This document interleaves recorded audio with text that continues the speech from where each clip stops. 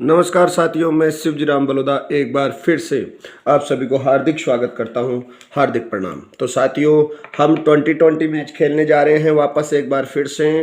राजस्थान की जो objective series शुरू कर रखी है हमने, ये उन्हीं वीडियोस पर बेस्ड है जो हमने राजस्थान हिस्ट्री की सब्जेक्टिव प्लेलिस्ट बना रखी है। ठीक है, तो पहले आप वीडियो नंबर 1 से लेकर वीडियो नंबर 10 तक देख ले, पहले मतलब भाग 1 से लेकर भाग 10 तक। तो आज का जो कंटेंट है वो भाग नंबर 3, 4, 5, 6, 7 पर आधारित है। ठीक है साथियों, तो कोई बोले भाई गुरुजी ये पढ़ना भी है तो कहाँ से मिले, तो ये वहाँ से मिलेगा भाई। ठीक है भाई, शुरू करते हैं। आज हम वही राजस्थान इतिहास के स्रोत और इस बार हम पढ़ने जा रहे हैं ऐतिहासिक ग्रंथों पर ऑब्जेक्टिव क्वेश्चन। ये प्रतियोगी परीक्षाओं में इस पर से बहुत सारे क्वेश्चंस आते रहते हैं, पूछे जाते हैं, तो ध्यान से सुन लेना पहले। हाँ भाई, अनूप लाइब्रेरी कहाँ है? तो अनूप लाइब्रेरी, पहले देखो इस प्रकार के प्रश्न जो होते हैं वो होते हैं भाई, इनको सुमेलित करना होता है, इनको ध्यान से हल करने की जरूरत होती है।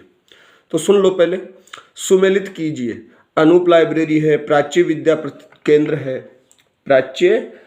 केंद्र है, प्रताप शोध संस्थान है, नटनागर शोध संस्थान है। तो देखो, आपको ऐसे क्वेश्चनों में सबसे पहले वो देख लेना है जो आपको आता है और उसके साथ मिला देना चाहिए। जैसे मान लो आपको आता है कि अनूप लाइब्रेरी, और अब मुझे भी पता है, आपको भी पता है, और मान लो आपको ये पता है कि अनूप लाइब्रेरी यानी अनूप सिंह, और अनूप सिंह कहाँ के थे? बीकानेर के। तो अनूप लाइब्रेरी भी कहाँ होनी चाहिए? बीकानेर होनी चाहिए। और हो सकता है आपने पढ़ा हो, तो जैसे यहीं पर लिख देना चाहिए। वैसे तो एक तरीका तो ये है कि एम में 2 आएगा। एम में कितने नंबर वाला आएगा? 2 नंबर। और कई बार क्या होता है कि सीधा ही पहले ऑप्शन से ही आंसर डिटेक्ट हो जाते हैं। जैसे यहाँ देखो, पहले में क्या आना चाहिए? ब आना चाहिए। अब देखो, पहले में ब है क्या? नहीं है। पहले में ब है क्या? नहीं है। पहले में द है क्या? नहीं है। पहले में ब है क्या? ये रहा। तो इसका मतलब यहीं से पता चल गया कि ये आंसर होना चाहिए डी नंबर वाला। चलो फिर भी अब और प्रश्नों के आंसर भी देख लेते हैं और ऑप्शंस के भी। तो अनूप लाइब्रेरी कहाँ है बच्चों? बीकानेर। प्राच्य विद्या केंद्र कहाँ है? हम सब जानते हैं प्राच्य विद्या केंद्र जोधपुर में है। प्रताप शोध संस्थान ये कहाँ है? तो ये उदयपुर में है, प्रताप के नाम से ही प्रताप शोध संस्थान। और नटनागर शोध संस्थान कहाँ है? तो नटनागर शोध संस्थान है सीतामऊ, और ये मध्य प्रदेश में। तो पहले का ऑप्शन जैसा कि हमने बता दिया है, पहले का उत्तर क्या आएगा? डी आएगा। ठीक है, तो आगे बढ़ते हैं क्वेश्चन नंबर 2 की तरफ, है ना। तो क्वेश्चन नंबर 2 दिख रहा होगा, ऑप्शन भी दिख रहे हैं ना सबको। सुमेलित कीजिए। तो इस बार सुमेलित करना है पुस्तक का नाम और उसके सामने लेखक दिए हुए हैं। तो देखो पहला क्वेश्चन, हाँ, ऑप्शन नंबर 1 भट्टी काव्य, दूसरा राज रत्नाकर, तीसरा हमीर महाकाव्य और चौथा है राजवल्लभ। तो अब इनमें से वही सबसे बढ़िया तो वही रहे कि सबसे पहले तो ये पता करो कि हमें कौन सा आता है। जैसे मान लो किसी को ये पता हो गया यार भट्टी काव्य, और खुद भट्टी का नाम लिखा हुआ है तो यही होना चाहिए। तो भाई भट्टी काव्य, भट्टी। एक में ए देखो, देखिए अब एक में ए यहाँ भी है और यहाँ भी है, ये रहा और ये रहा। यहाँ एक में ए नहीं है, इसका मतलब बी और डी तो आंसर होगा ही नहीं। अब उत्तर यहाँ से इन दोनों में से ही होना चाहिए। तो चलो आगे बढ़ते हैं। दूसरा है राज रत्नाकर। अब देखो, आपको इसका पता है क्या भाई ये किसने लिखी होगी? तो देखो, वैसे तो मैं बता दूं ये सदाशिव भट्ट ने लिखी थी। तो अब जैसे आपको दूसरे में क्या ढूंढना चाहिए? ब। अगर वो आता है तो फिर देखो यहाँ भी दूसरे में ब है और यहाँ भी दूसरे में ब है। इसका मतलब अभी मामला आगे लेके जाना पड़ेगा। अब देखो थर्ड नंबर पे है हमीर महाकाव्य, और हमीर महाकाव्य हम सब जानते हैं नयन चंद्र सूर्य जी ने लिखा था। तो तीसरे में स। अब यहाँ तीसरे में क्या है?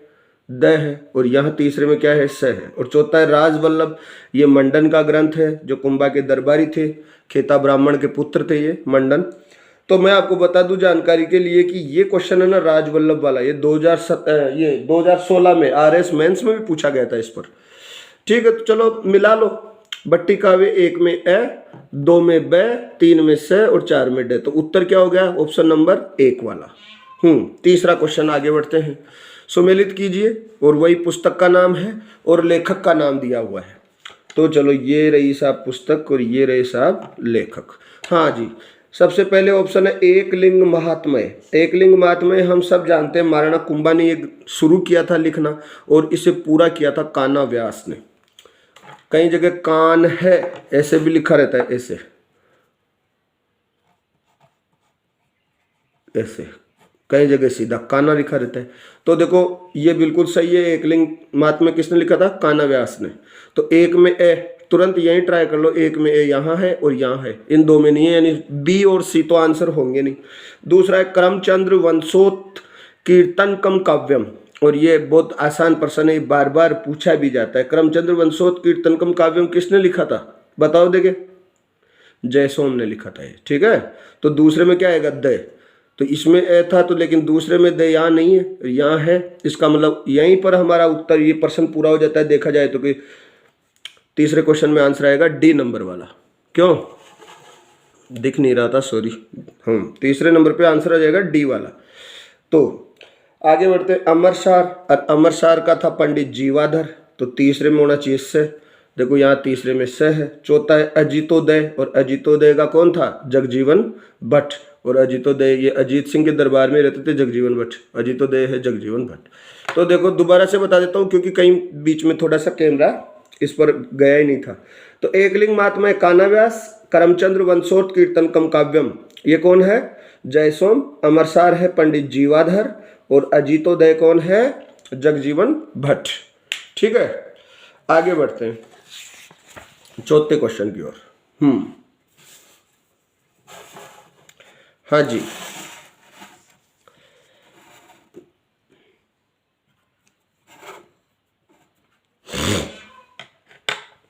देखो भाई, इसमें अपने को वही क्या करना है? असंगत बताना है। क्या करना है? असंगत बताना है। यानी इनमें ये जो चार ऑप्शन है, इनमें एक इनसे अलग और तीन प्रकृति में समान है। तो वो पहला ऑप्शन है बात।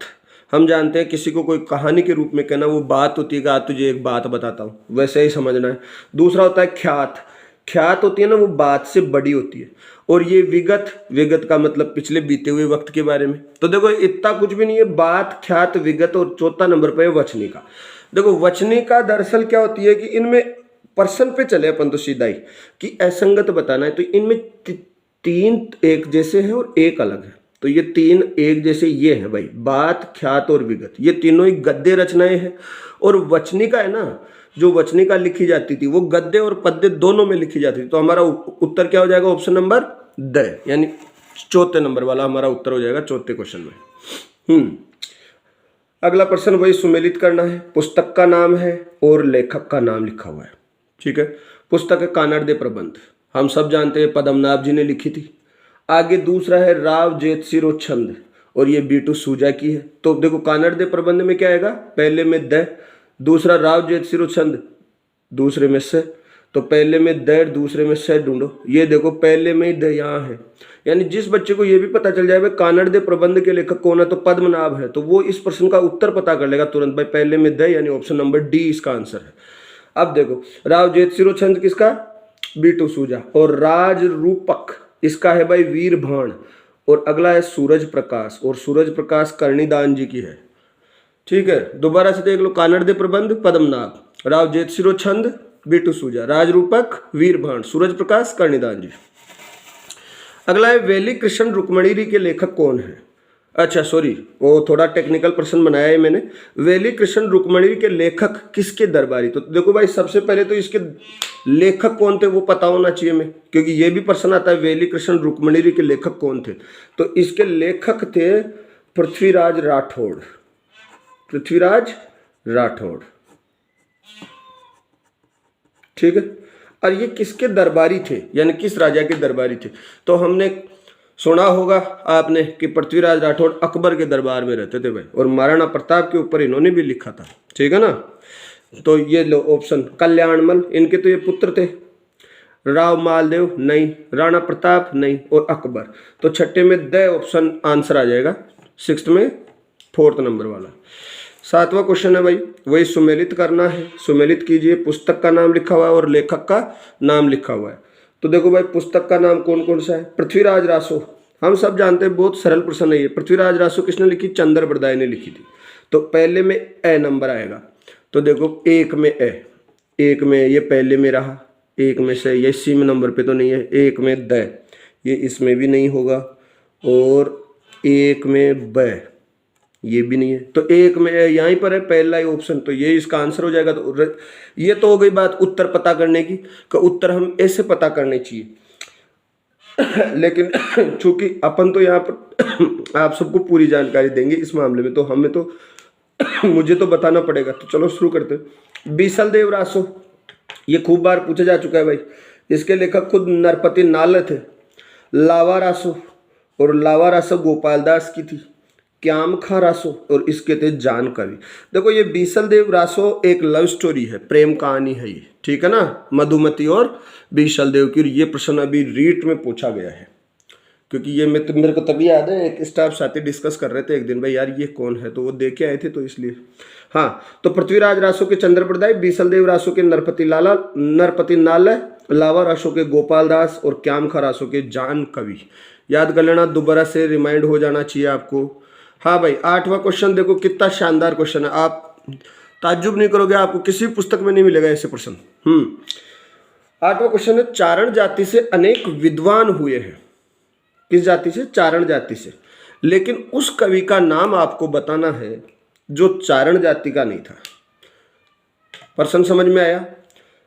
चलो पढ़ के बता देता हूँ। चारण जाति से अनेक विद्वान हुए हैं, निम्न में से उस कवि का नाम बताइए जो इस जाति से जुड़ा हुआ नहीं था। कवि लिखा हुआ जाए, विद्वान लिखा हुआ जाए तो इसे घबराना नहीं है, लेखक लिखा हुआ जाए। तो देखो कर्णिदान जी, तो मैं आप सबको बता दूं कि नाम के पीछे दान, ये चारण जाति के लोगों में ये एक सरनेम की जैसे आता है। जैसे मेरे खुद के भाई दोस्त हैं एक शिवदान जी भाई साहब, तो वो लेक्चरर है हिंदी के, अभी तो आजकल प्रिंसिपल बन गए। तो दान से ये है भाई, चारण जाति के लोग दान लगाते हैं, ठीक है। एक है दयाल दास, ये भी चारण है भाई, दयाल दास सिंडाइच, ये बीकानेर दरबारी थे।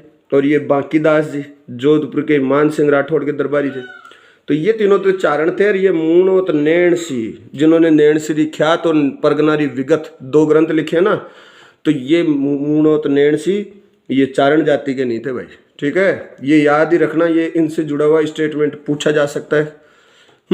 मारवाड़ परगनारी विगत के लेखक कौन थे? तो मैंने अभी भी बताया कि इसके तो मूणोत नैण सिंह है, तो इसका तो आंसर हो जाएगा ऑप्शन नंबर 2।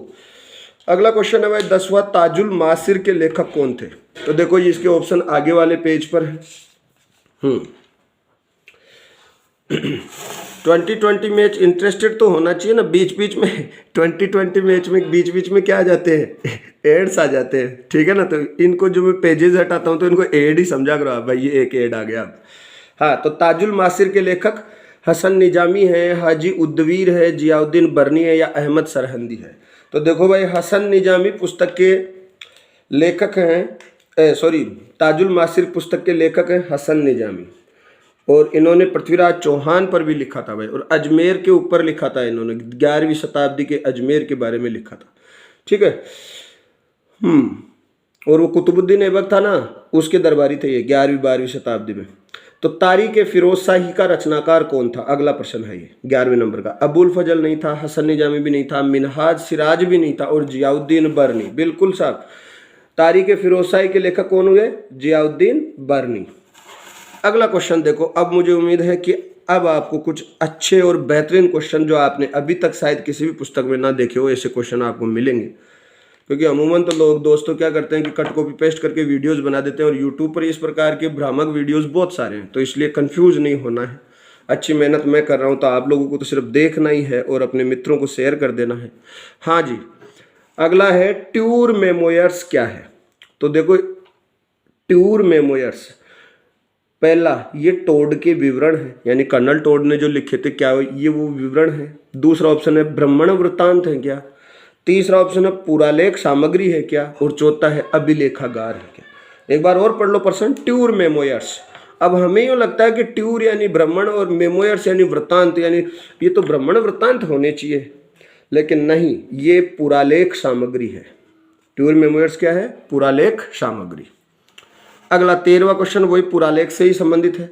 पुरालेख सामग्री से जुड़े स्रोतों में रुक्का क्या होता था? रुक्का, रुक्का क्या होता था? तो ऑप्शन नंबर 1 है राजकुमारों द्वारा राजा को लिखे गए पत्र होते थे क्या, रुक्का। दूसरा है वजीर यानी प्रधानमंत्री जो राजा को लेटर लिखता था, क्या ये वो होते थे। तीसरा है कि प्रजा जो राजा को लेटर लिखती थी, क्या ये वो होते थे, रुक्का। और चौथा है राजा के पर्सनल लेटर यानी निजी पत्र, उसके व्यक्तिगत पत्र, क्या ये रुक्का होता था? तो बिल्कुल सही 13वें में चौथे नंबर वाला आंसर आएगा, यानी राजा के निजी पत्र होते थे, रुक्का।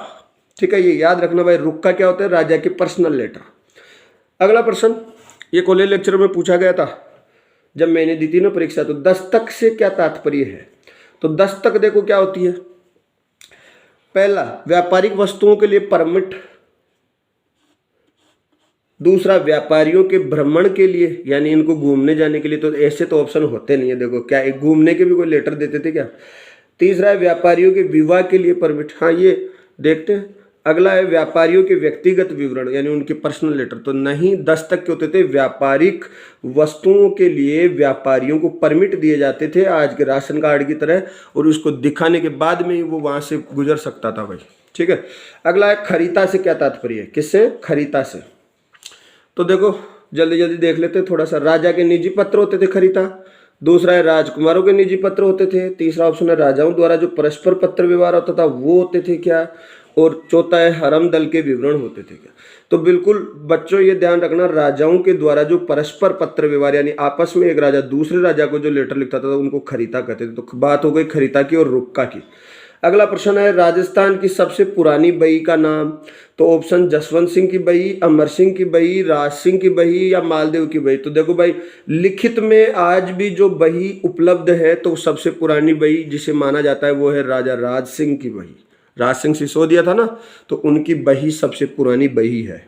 ये याद ध्यान रखना, बही किस लिए काम में आती थी, हिसाब किताब लिखने वाली। आज भी तो अपन बोलते हैं बही खाता। तो बस अगला 17वां क्वेश्चन बहुत बेहतरीन क्वेश्चन है। दो वर्की, मुल्की और तलकी। दो वर्की, मुल्की और तलकी की सही पहचान करनी है, यानी सही सही बताना है ये होते क्या है। तो पहले पे लिखा है ये जयपुर राज्य के रिकॉर्ड थे। दूसरे पे ये कोटा राज्य के रिकॉर्ड थे। तीसरे पे ये मारवाड़ यानी जोधपुर राज्य के रिकॉर्ड थे। और चौथे पे मेवाड़ यानी उदयपुर राज्य के रिकॉर्ड है। तो बताओ भाई, दो वर्की, मुल्की और तलकी क्या होते हैं? तो देखो मैं आपको बता दूं, ये कोटा राज्य के रिकॉर्ड हैं और ये आज भी सुरक्षित है अभिलेखागार में, है ना।